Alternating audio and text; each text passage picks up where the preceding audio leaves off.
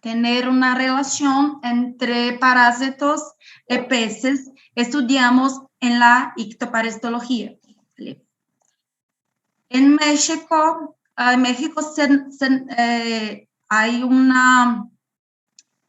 muchas personas que trabajan con parásitos de pez. Hay muchos trabajos muy completos, muy densos, muy importantes de personas de México. Es importante salientar. Bueno, voy a hablar para ustedes pasos simples, pero preciosos para la identificación de los parásitos adultos de los peces, ¿vale? El primer paso es importante conocer las especies de peces de las que se recolectaron los parásitos. De esta forma, podemos realizar una búsqueda bibliográfica para comprender mejor los parásitos que ya existen en esta especie. Entonces, se hace muy importante saber exactamente cuál tu especie de pez está trabajando con los parásitos, ¿vale? Es muy importante. Existen estudios que muestran diferencias en la fauna parasitaria de una misma especie de pez, pero con distinto sexo, talla, edad, por lo que también es importante recolectar esta información para que se pueda hacer un trabajo completo, ¿vale? Bueno, el segundo paso es realizar correctamente los pasos de la necropsia y montar los parásitos en los portaobjetos, ¿vale? Primero, una necropsia incorrecta puede enmascarar los datos parasitarios del pez, porque para un buen trabajo es necesario que los datos sean los más fieles posible a la realidad. Bueno, en la foto, este es un Chaetodipterus faber. Yo he trabajado con este pez, con los parásitos de ese pez, en mi graduación y en mi maestría. Entonces, voy a hablar un poco más de esta especie, ¿vale? Una vez recolectados los parásitos, el montaje de los portaobjetos también son muy importantes, ¿vale? Porque en ellos donde veremos todos los componentes necesarios para distinguir las especies de parásitos.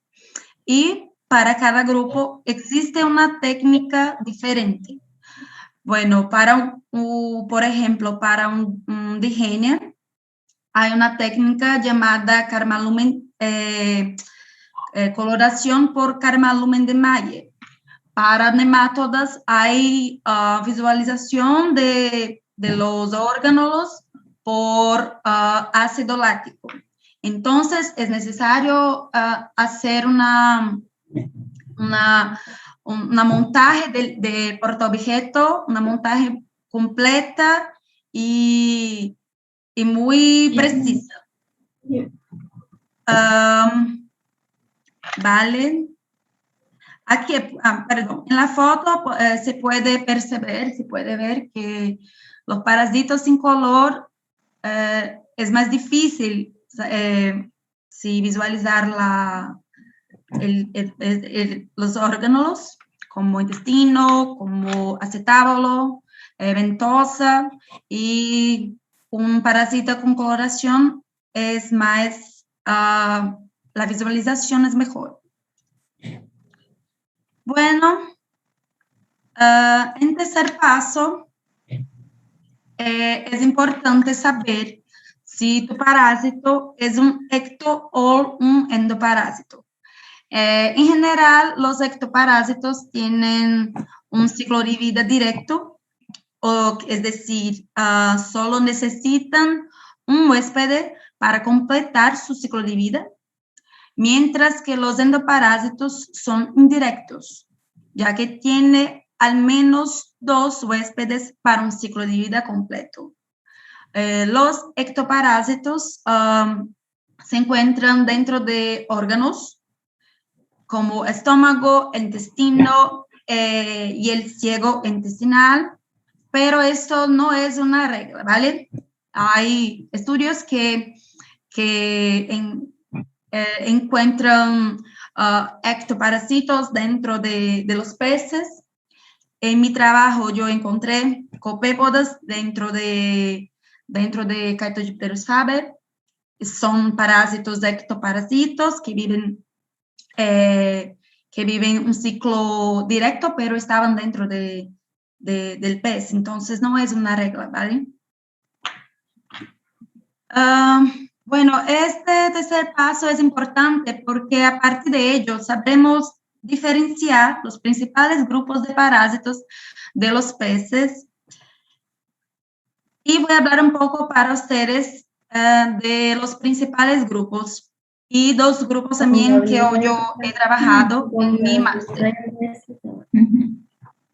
¿Hay alguien con duda? ¿Vale? No, maestra, adelante. Vale. Vamos. Los monogénicos, en una clase, a clase monogénea, es del filo Plateominthes. Los monogénicos son elementos ectoparásitos de peces, anfibios y reptiles, caracterizados por la presencia de estructuras de fijación esclerotizadas y por el ciclo biológico directo. ¿Vale? En esta foto tenemos el Spersonia micrancida. Pueden ver que hay estructuras abajo de su cuerpo que parece algo redondo. Son estas estructuras también que los distinguen, los diferencian. Y ¿hay alguien hablando ahora?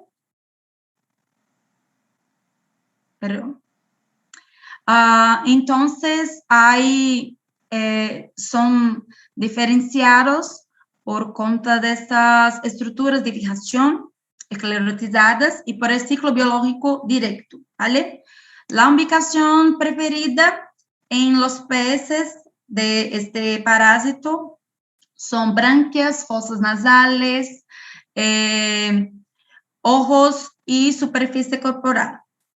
Todas esas características acentúan su patogenicidad, provocando infecciones más intensas, daño tisular y alterando el comportamiento de los peces.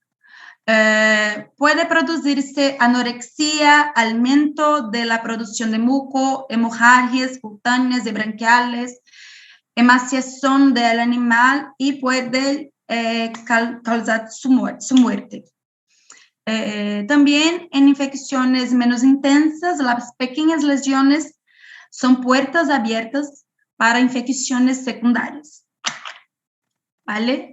Vamos, el otro grupo muy importante también para parasitología de los peces son Zooclass Copépoda, que pertenecen al filo Arthropoda, incluyen diversos microcrustáceos importantes como organismos de vida libre o como parásitos.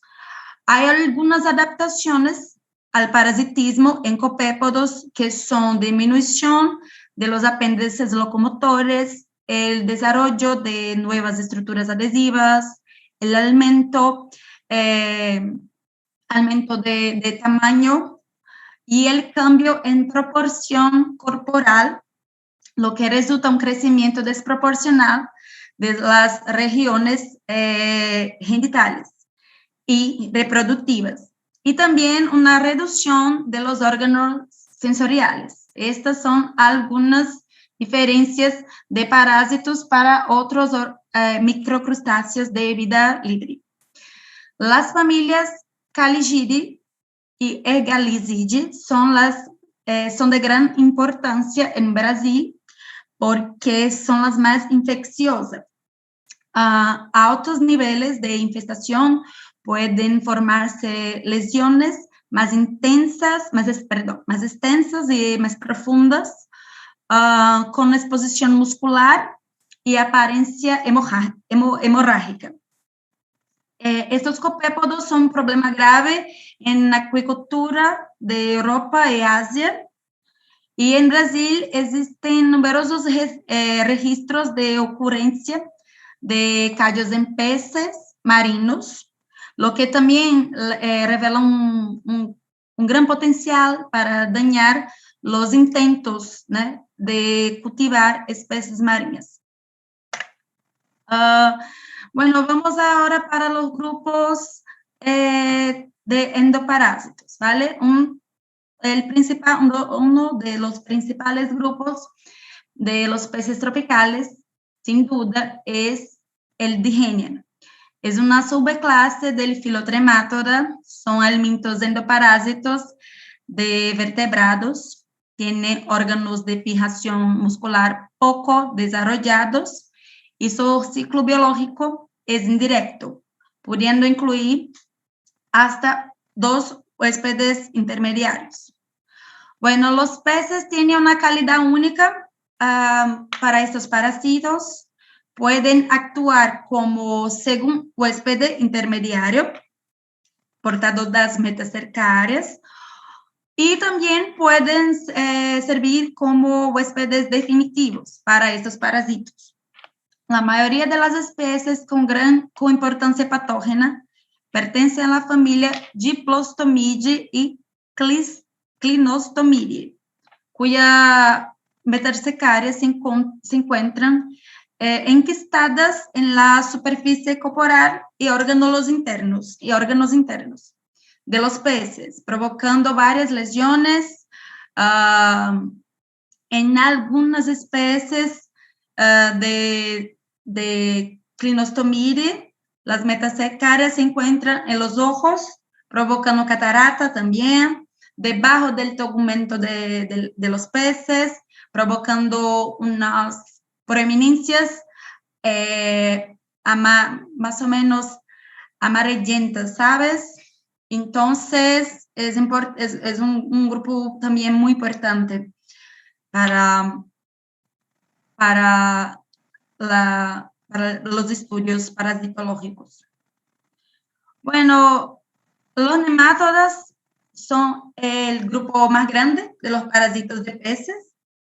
Los nemátodos en general se consideran especies menos patógenas para los peces, ¿sí? Son fácilmente reconocidos debido a la forma alargada con bordes afilados.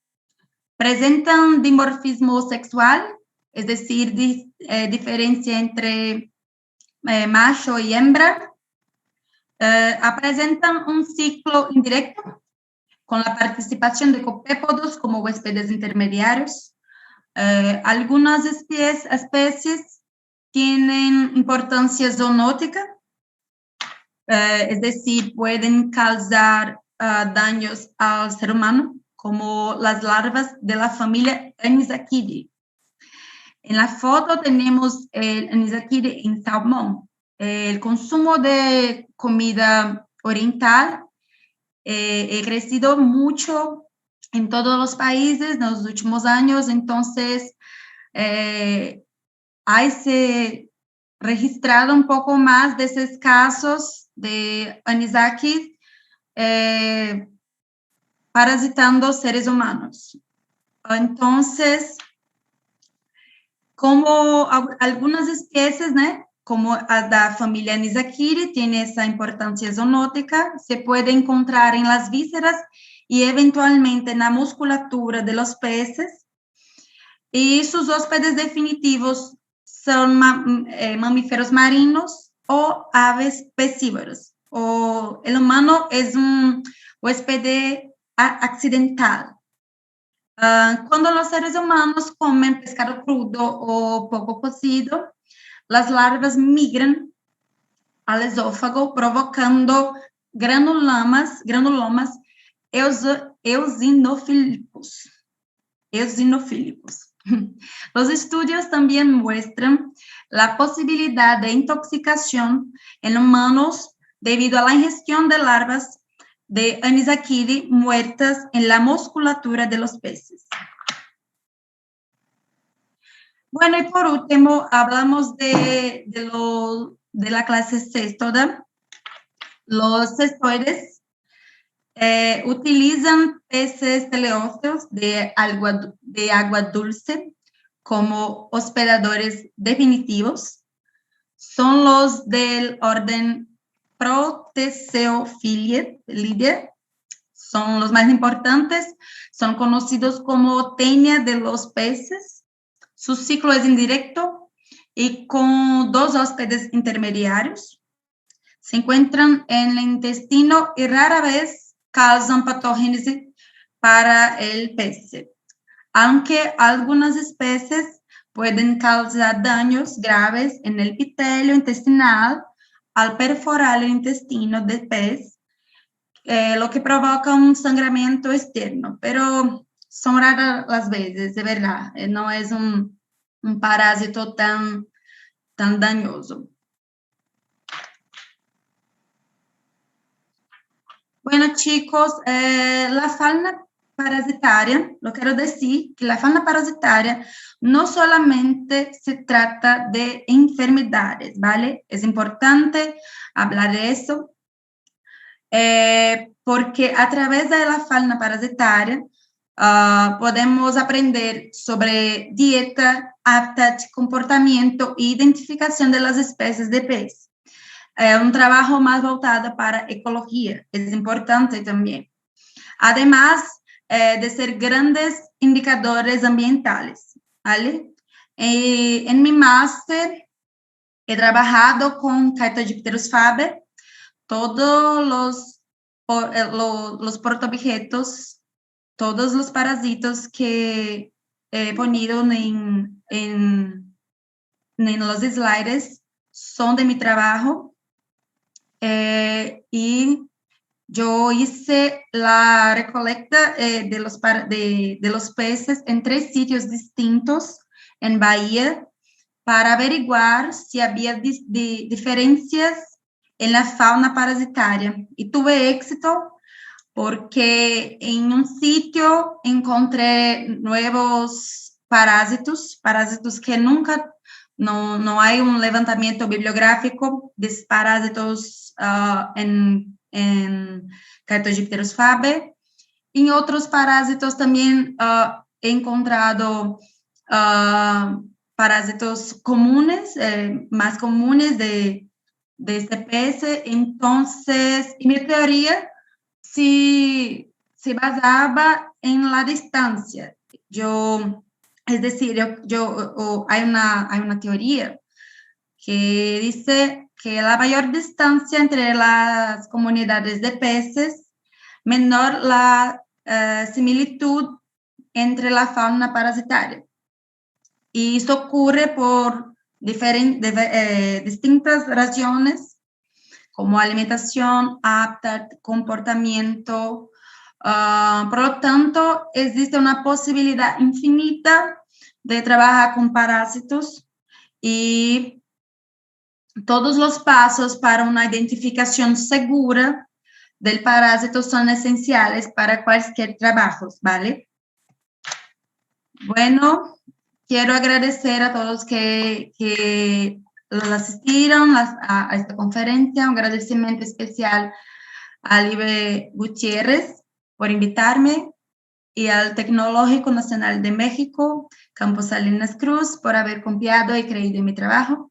Gracias. Al contrario, maestra, muchas gracias a usted. Vamos a pasar a la sección de preguntas. Tenemos una primera pregunta. Déjala. Ricardo Garfias, por favor. Buenas tardes.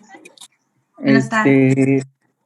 ¿Qué tan fiables son los parásitos para asociarlos con problemas de contaminación?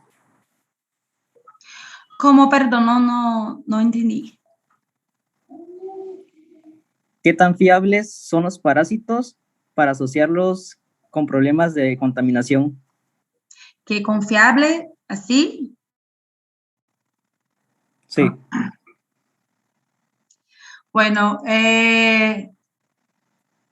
Ibe puede traducir para mí un poco, no sé si he entendido.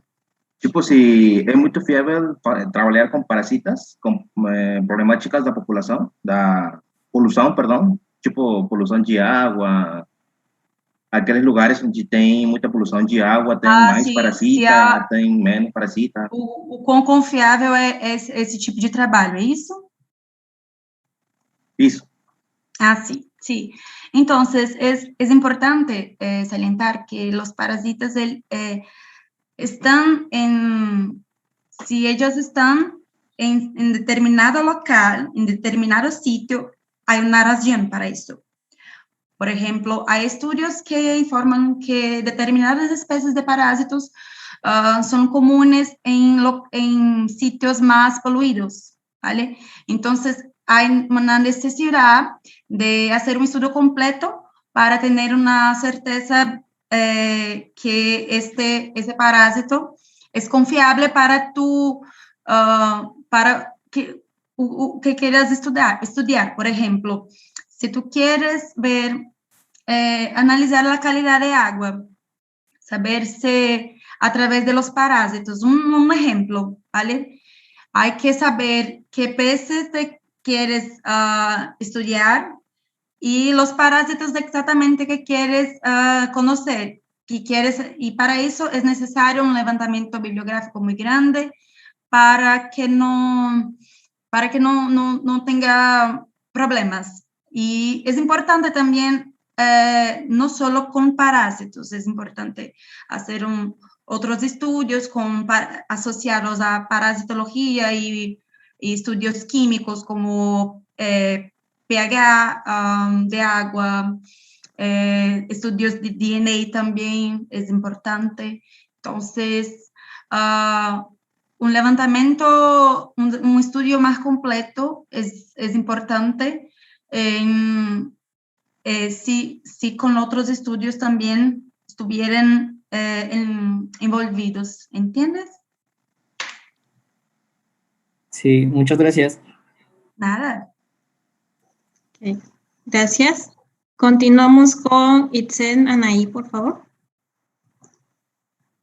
Adelante. Sí. Para poder hacer los estudios, bueno, yo no soy de acuicultura, pero me resultó esa pregunta. ¿Cuál es el equipo que necesitamos para poder hacer un estudio? Porque imagino que debemos tener un equipo para poder protegernos. Entonces, ¿qué se necesita o cuáles son los procedimientos para poder obtener nuestra muestra? Los procedimientos para obtener tu muestra en acuicultura, por ejemplo, vale, vamos, tilapia, por ejemplo, puede ser. Bueno, en acuicultura, yo he trabajado mucho con ambientes naturales. Mi trabajo fue en peces recolectados en playas, en ríos, pero en acuicultura, bueno, voy a hablar de una forma general. Es importante que haga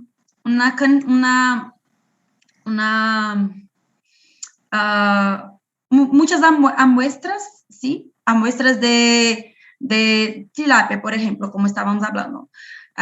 Y ponerlos en distintos hábitats. Bueno, por ejemplo, tú puedes poner una tilapia con un pH 7, otro tanque con un pH más bajo, ¿sabes? Puede hacer una distinción y a partir de eso saber si tus parásitos están en todos los tipos de pH, por ejemplo, o el pH o tipo de alimentación, ¿sabe? Pero antes hay que hacer una muestra,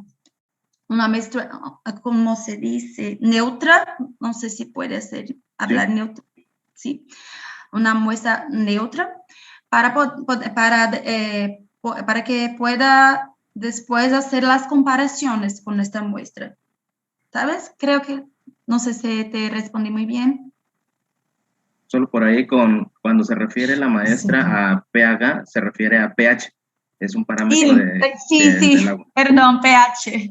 No se preocupe, sé hablar un poco de português, así que entiendo lo que está que diciendo. bom, vamos falar português.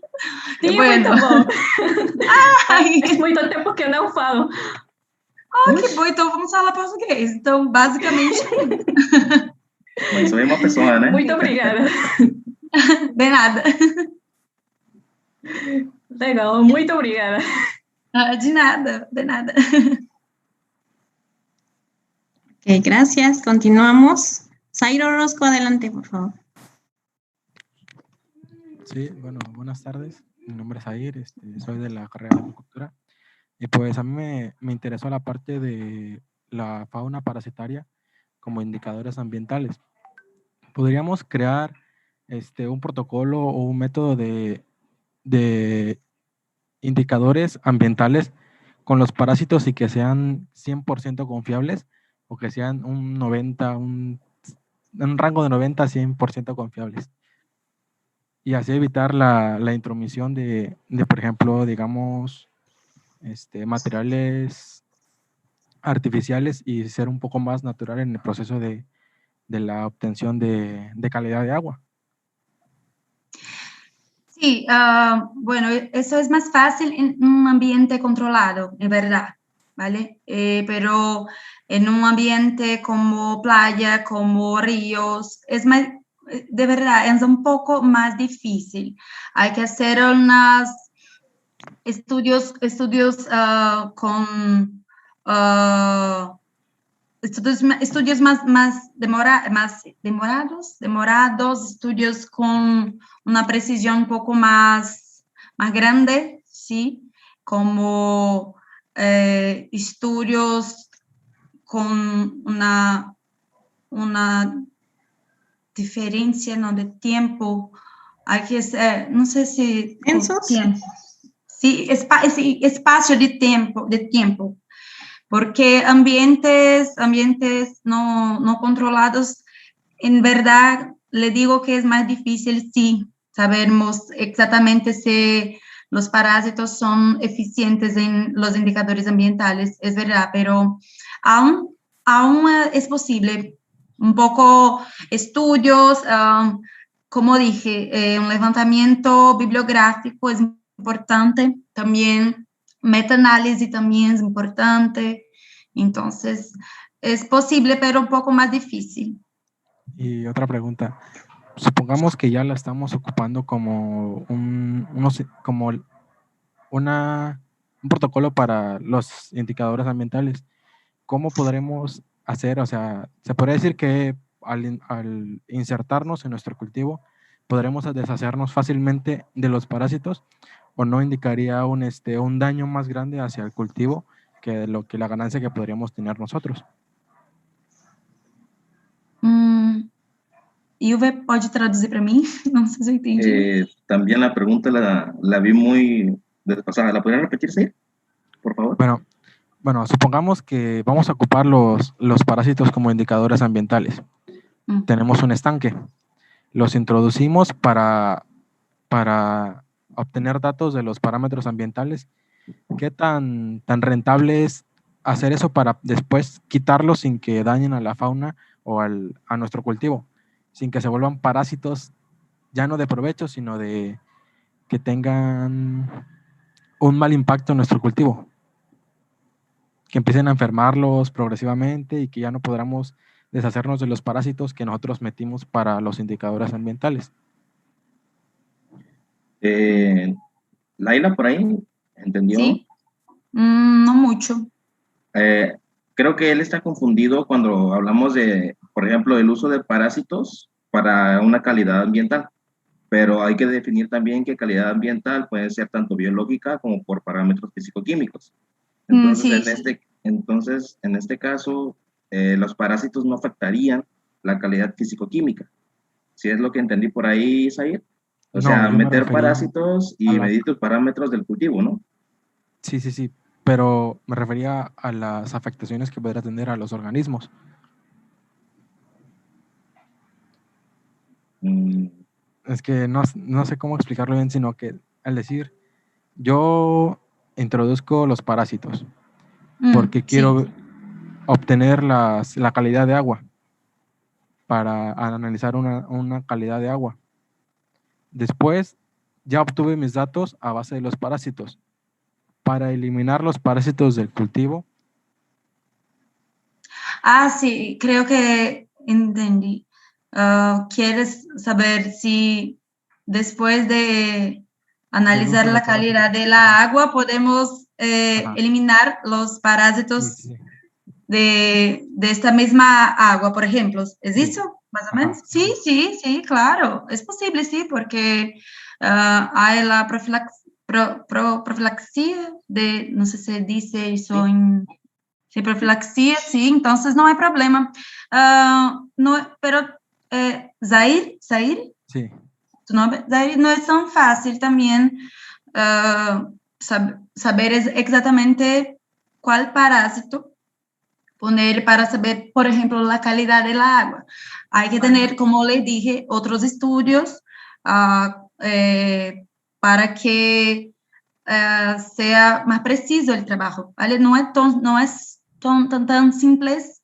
Bueno, quiero poner parásitos, por ejemplo, los parásitos que he trabajado, o Sprostonia micrancera monogénea, para saber la calidad de agua. Si hay muchos monogéneos, ¿quiere decir que la calidad del agua está buena? No, no es tan fácil. Hay que saber, hay que hacer estudios de antes y después a través de estudios químicos y físicos del agua para saber cómo estos parásitos se desarrollaron, ¿vale? Entonces no es tan simples, pero es posible, sí, claro, eliminar, si quieres aprovechar la agua, es posible, sí, con profilaxia no hay problema. Ok, muchas gracias. Nada.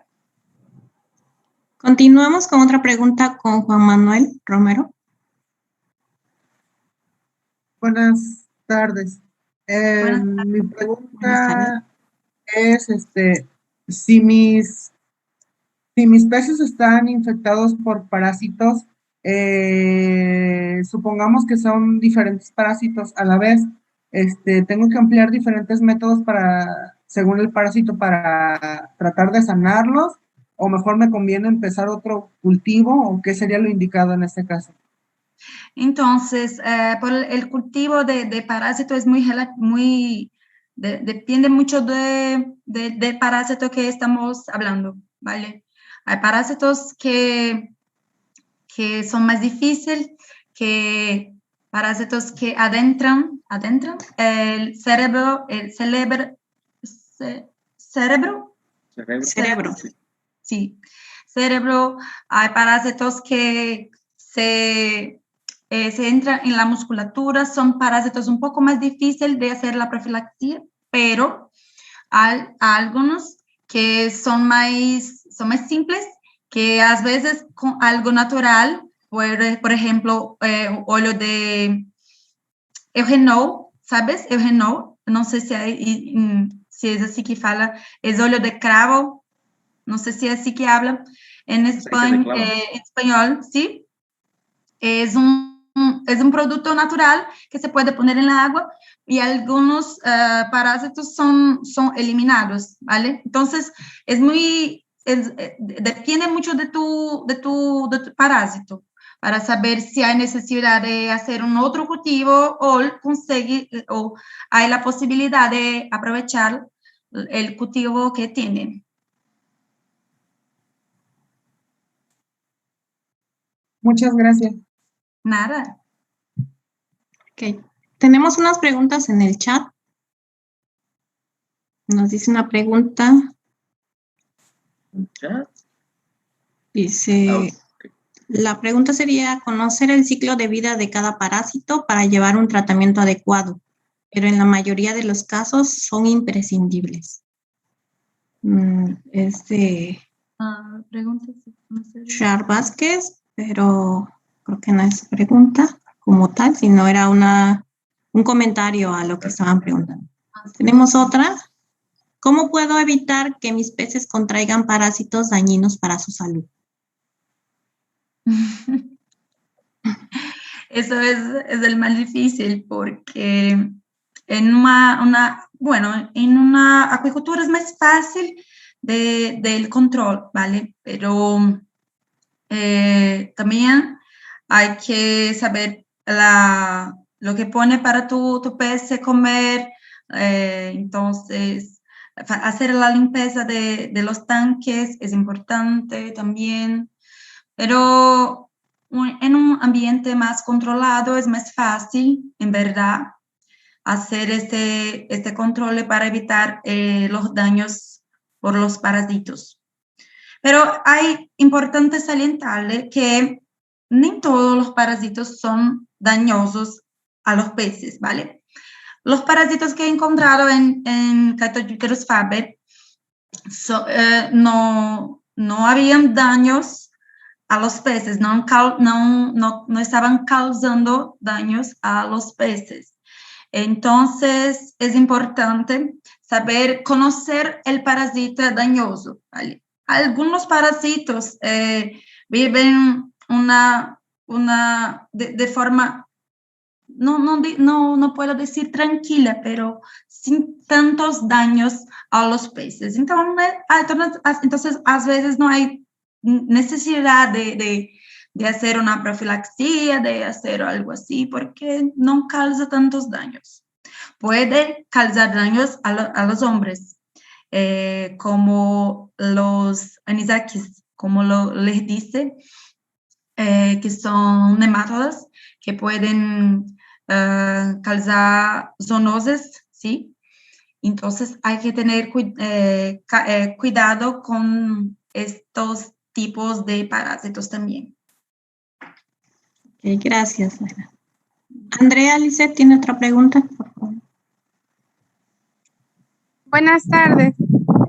¿Cuál es el procedimiento que debemos llevar a cabo para obtener el parásito, pero sin lastimar al pez? Perdón, Andrea, no le entendí.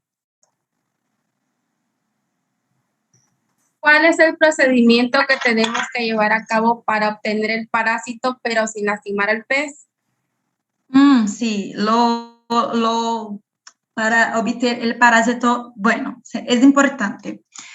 Es una pregunta muy importante. Bueno, en casos de los peces de ambiente natural, nos hacemos, hay muchas formas de hacer la recolecta de los parásitos. La primera es que podemos congelar los peces y después llevar al laboratorio para hacer la necropsia. Yo hice eso en mi trabajo. Hay otras formas también, hay formas que puede hacer en campo mismo. Si quieres, por ejemplo, apenas obtener los parásitos de las branquias de los peces, puede utilizar eugenol mismo en las branquias y hacer una rasptaje de las branquias, de los filamentos branquiales, y después le va a llevar al laboratorio sin hacer muchos daños a los peces, ¿vale? Y puede también en campo, algo que es importante, hacer la recolecta de los parásitos aún vivos, porque es muy interesante ver los parásitos en el microscopio vivos. Cuando se congela los peces, eso no es más posible. Entonces, bueno, es necesario causar eutanasia del pez, eutanasia del pez. Eutanasia. Y eutanasia del pez, y después inmediatamente hay que llevar en un laboratorio para hacer rápidamente una lámina, perdón, un portaobjeto, un montaje de portaobjeto con algún ácido o algo que no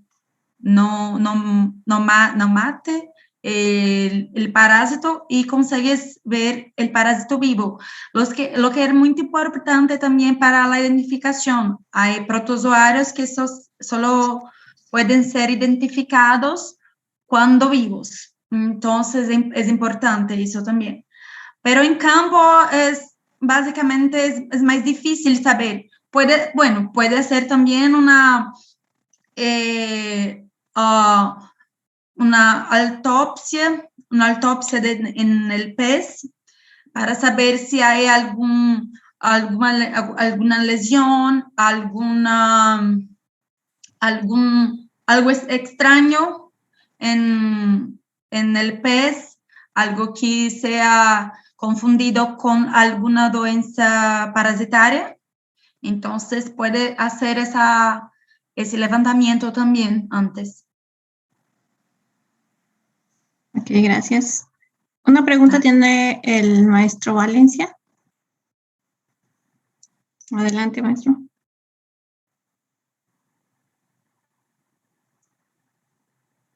Su micro. Ya. Gracias. Buenas tardes a todos. Maestra Laila, gracias por compartirnos sus experiencias. Qué bueno que despiertan inquietudes, pero tampoco quiero que despierten miedos. Porque recuerdo cuando llevamos la materia de microbiología y el estudiar los microbios, ya uno no quería comer ciertas cosas, creía que el queso, que el jamón, que todo eso estaba contaminado. Pero es cierto, ¿no? Lo que comenta. Hay parásitos que son benéficos y en el caso del estudio que hizo son bioindicadores. La presencia de alguno de ellos nos van a indicar que está muy contaminado y entonces hay que tener mucha precaución en el consumo del mismo. Y ahí va mi primera pregunta, para que no se espanten ustedes. Maestra Laila, ¿qué es mejor, comer pescado del río, del mar o de acuicultura? ¿Qué prefieres? Es una pregunta importante. Bueno, no hay una distinción segura de cuál pez es más saludable o que no hay parásitos. Bueno, en verdad, para el hombre no hay una distinción de verdad. Hay que tener cautela, cuidado con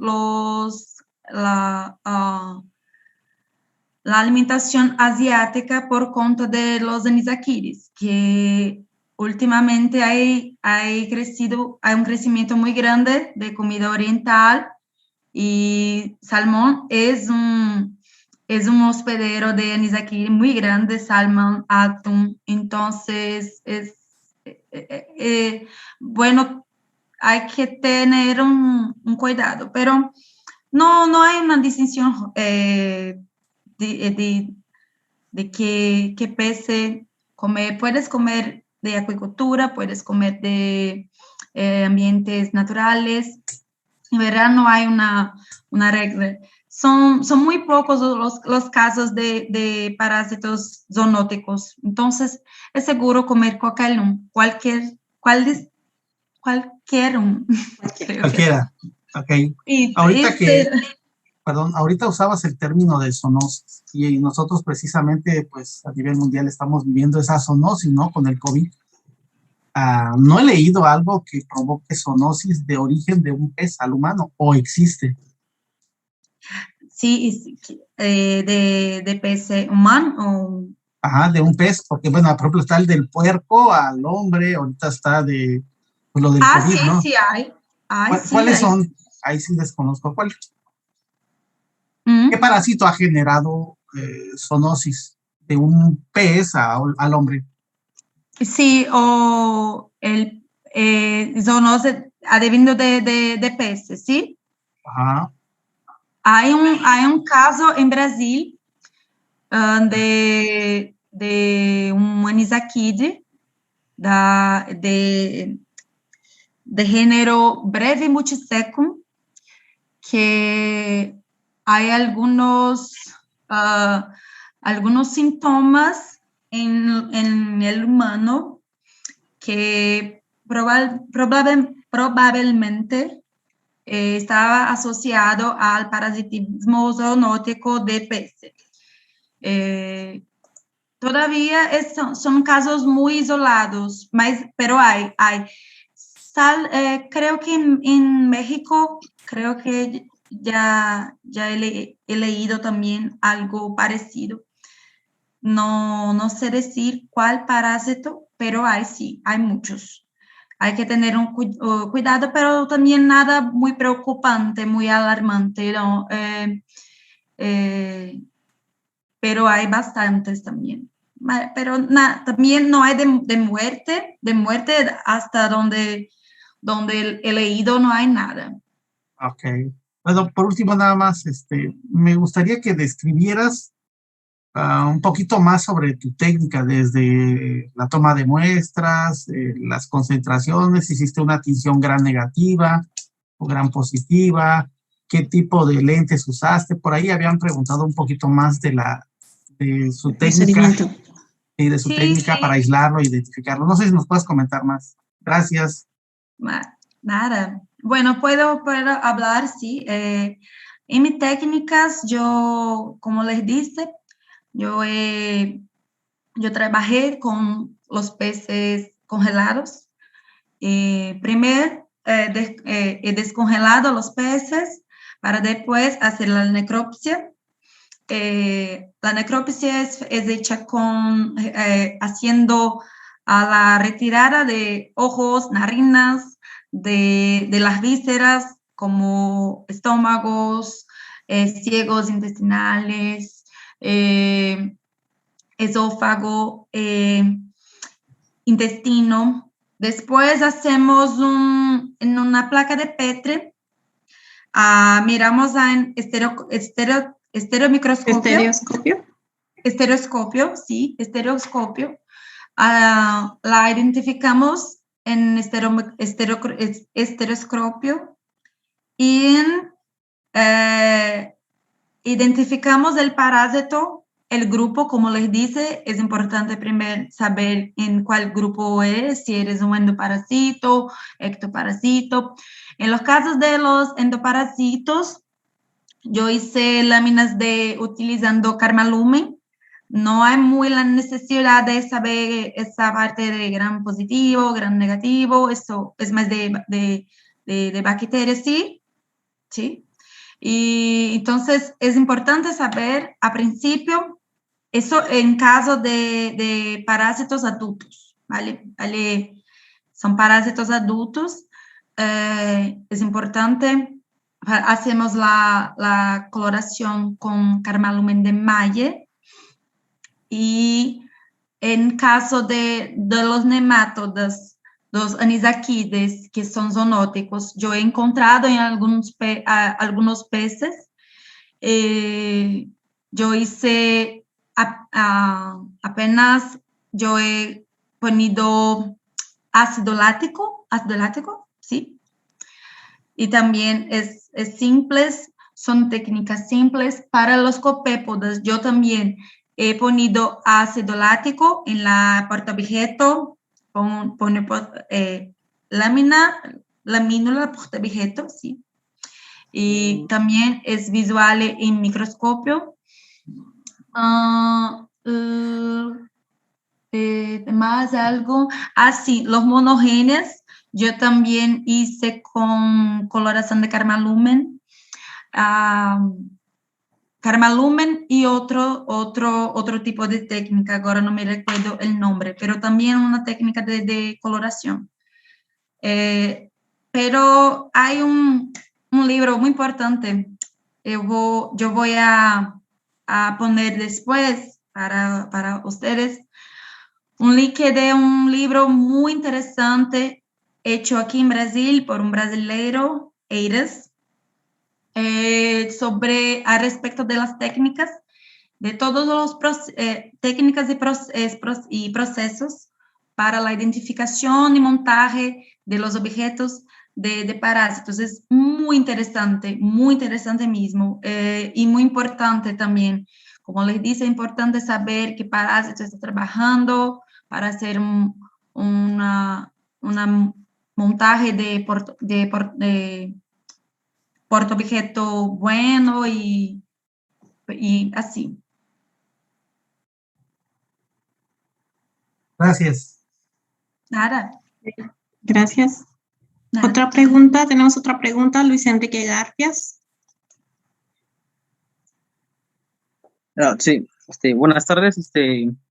Yo quisiera preguntarle sobre acerca de lo que se habló, pues que dijo sobre los parásitos en peces adultos. Y mi pregunta es, ¿cómo identificar los parásitos en las crías de peces?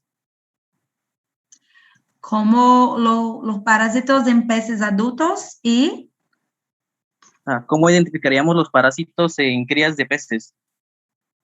En crías de peces en juveniles. Sí. Sí. Es una pregunta interesante, Luis.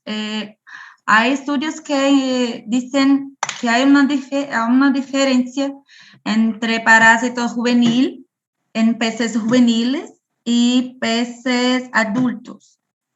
En verdad, en la mayoría la fauna parasitaria es parecida, pero como el comportamiento, el hábitat de los peces juveniles y adultos son distintos, se puede también encontrar parásitos distintos, ¿sí?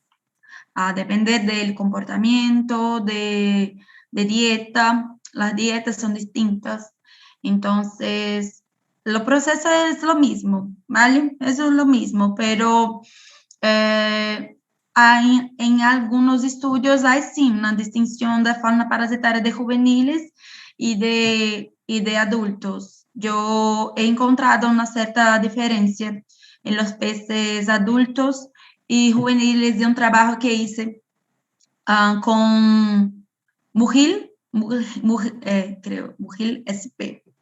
Es un género de pez. No he encontrado la especie. Y yo hice la distinción yo he visto la distinción de parásitos en peces juveniles y peces adultos. El proceso es lo mismo. Ok, sería toda mi pregunta. Gracias. Adelante, Jimena Martínez. Buenas tardes. Al inicio de la exposición nos hablaba sobre lo importante que es realizar una buena necropsia para poder tener resultados más específicos, ¿no?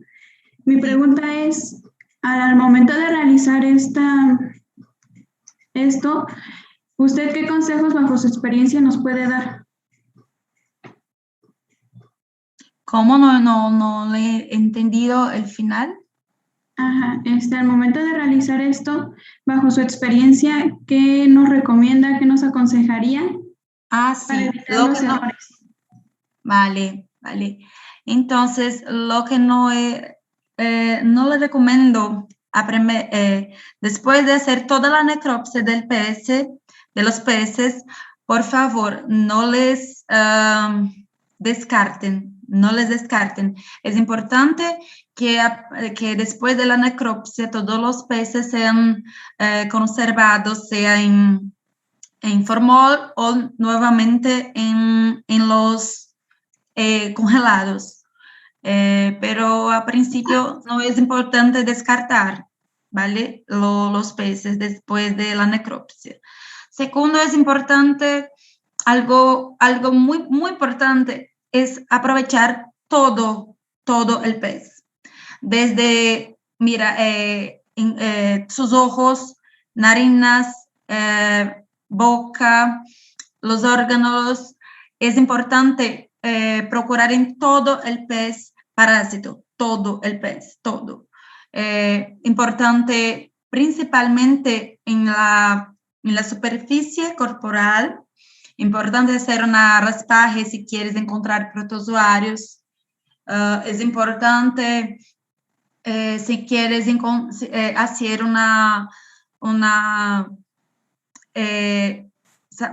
sacar muy bien los órganos. Es importante hacer la sacada de ellos de manera cuidadosa para que los parásitos no se saquen de sitio encontrado. Entonces, todo eso es importante. A principio, solo eso, pero todavía, por favor, no descarte tu pez, porque hay necesidad, por ejemplo, de querer encontrar algo después. Entonces, en cuanto tu trabajo no estuviera hecho, no descarte el pez. Muchas gracias. Nada. Hay una pregunta más, bueno, tenemos varias preguntas en el chat. Dice, ¿qué relación tenemos con el estudio de los parásitos capaces de sobrevivir en salinidades extremas con los parásitos que los peces adquieren en ese mismo ambiente? ¿Cómo puede repetir la pregunta, Margarita? ¿Qué relación tenemos con el estudio de los parásitos capaces de sobrevivir en salinidades extremas con los parásitos que los peces adquieren en ese mismo ambientes salinos extremos? Se refiere a ambientes salinos extremos. Bueno, no sé le decir, no es en salinidades extremas, los parásitos, hay parásitos que sobreviven en salinidades extremas, pero de verdad no sé decir con precisión esta pregunta si algo de verdad no sé decir con certeza. Ok. Hay un comentario aquí. Hola, maestra Laila, es de la maestra Luisa. La felicito, es muy joven y usted ha adquirido gran experiencia profesional. Y su pregunta es que si en sus estudios que ha realizado en temporada de lluvias y seca, existe una relación con la presencia de parásitos en los peces. Vale, gracias, Luisa. Es una pregunta también muy interesante porque hay una diferencia entre temporada de lluvias secas, pero eso es más común en ríos, cuando tu pez es de río, lago, no es tan visible esto en playas, y yo he trabajado con muchos peces marinos o estuarinos, entonces esta diferencia no he notado, no fue algo que yo hice relación en mi trabajo, pero hay trabajos, sí, y principalmente de peces dulcícolas. Okay. Hay otra pregunta. Adelante, Brenda. Buenas tardes, maestra. Mi pregunta, en base a lo que se ha ido comentando, es si existiría algún tratamiento o existe algún tratamiento para erradicar los parásitos para los peces. ¿Cuáles son los aspectos que toman en cuanto para que no afecte al organismo del pez y eso a su vez no dañe también el organismo del ser humano al ser consumido? Buena pregunta.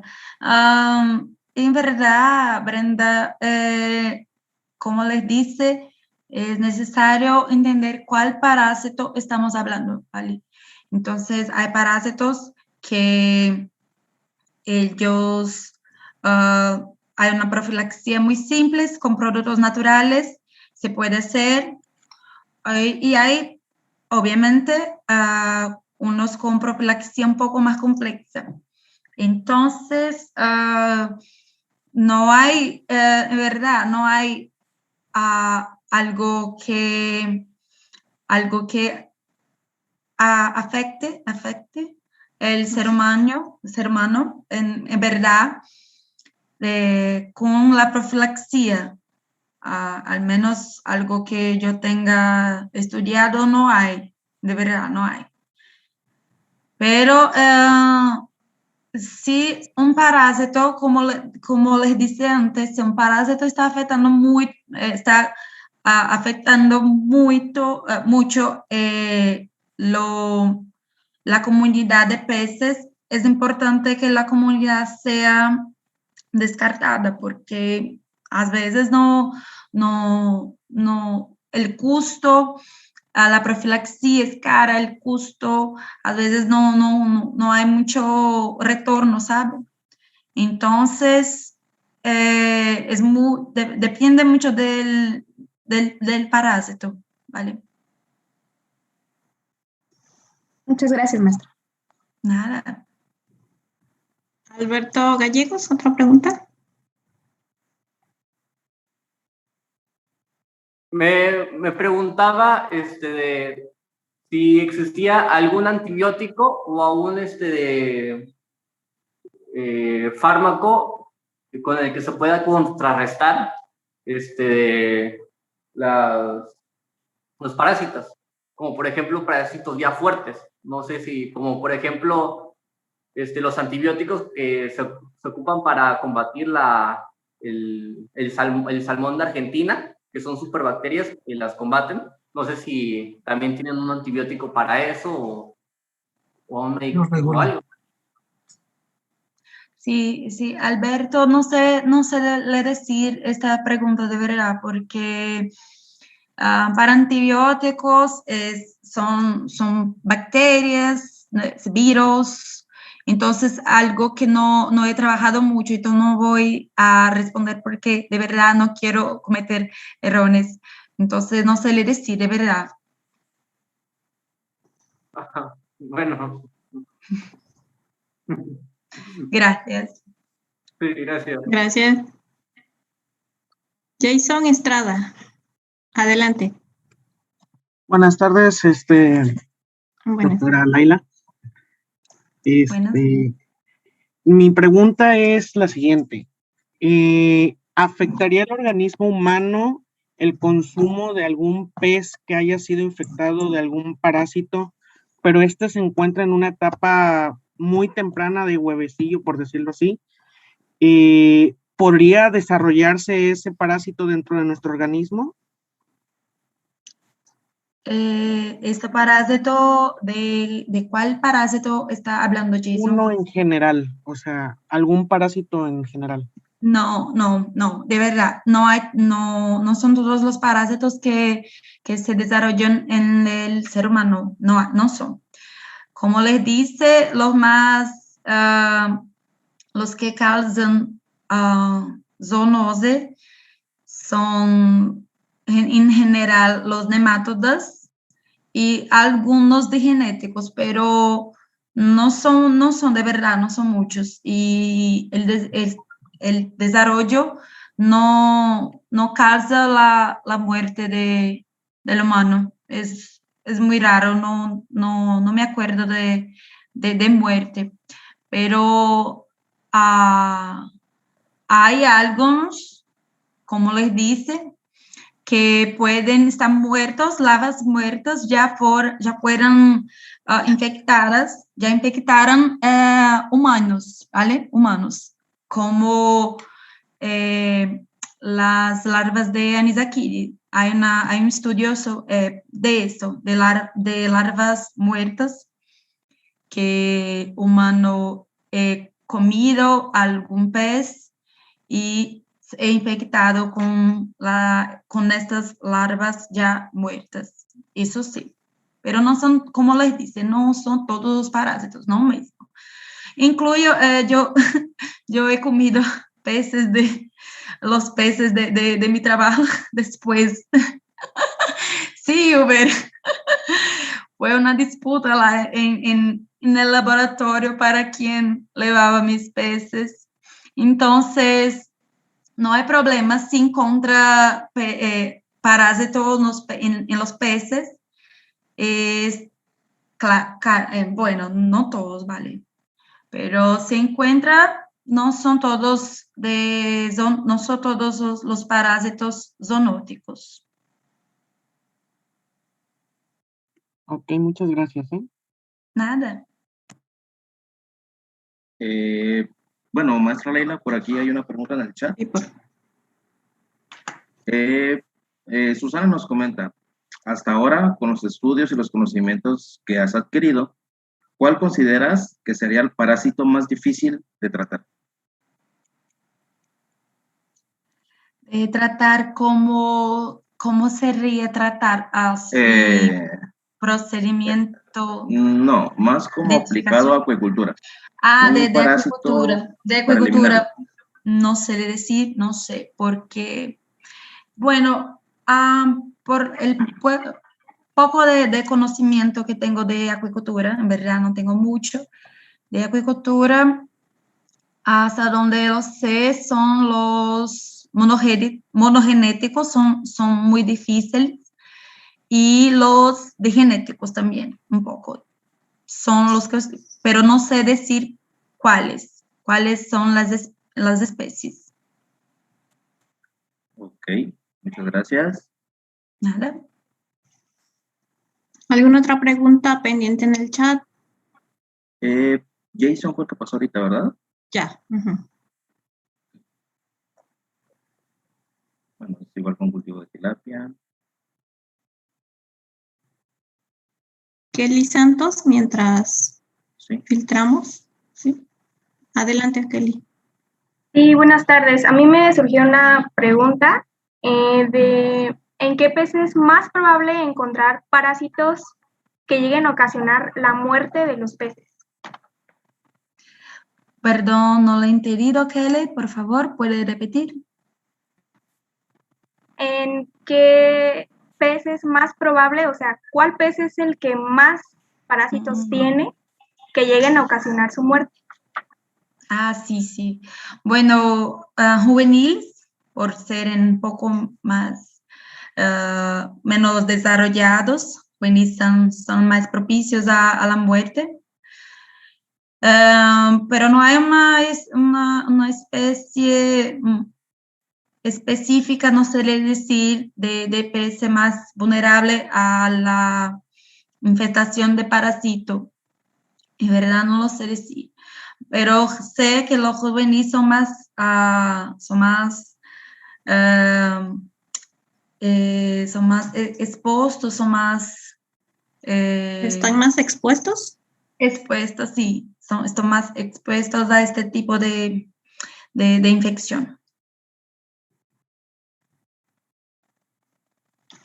Sí. Gracias. Kelly, ¿alguna otra? Gracias. Gladys, adelante, por favor. Buenas tardes.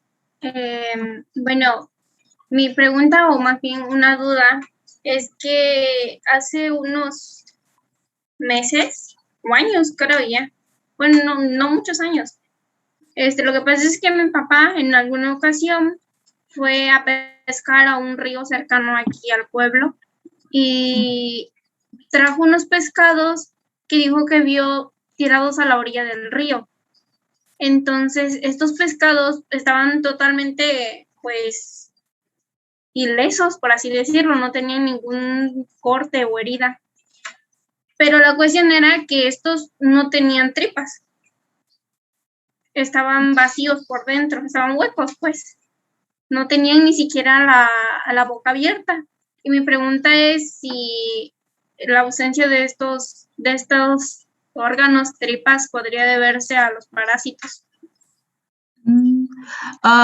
Pero los peces estaban vivos, ¿no? No, muertos. No. Bueno, en verdad no sé decir si hay un parásito. Yo sé que hay un parásito, un crustáceo que come la lengua de un pez, sí, la lengua de un pez, hay un pescado o hay un crustáceo que come, sí, pero de un parásito no sé decir si es algo, pero puede ser también, hay parásitos muy grandes. Yo en mi máster no, en la graduación, yo he trabajado también con Chaetogypterus faber y yo he encontrado un parásito llamado, me olvidé de él, un parásito tan grande, tan grande, era todo el estómago tomado por parásito, era absurdo, algo que nunca he visto en mi vida. Entonces, puede ser. Yo de parásitos, de verdad, pero no sé decir cuál puede tener hecho eso. Ok, gracias. Gracias a tú. Maestra, por aquí también le preguntan en el chat. Luz del Carmen Mendoza hace la siguiente cuestión. ¿Los parásitos que contraen los peces son igual de negativos para nosotros que para ellos? Tipo, si los parásitos que contraen los peces llegan a afectar al mismo nivel a los peces que a nosotros. Ah, sí. Bueno,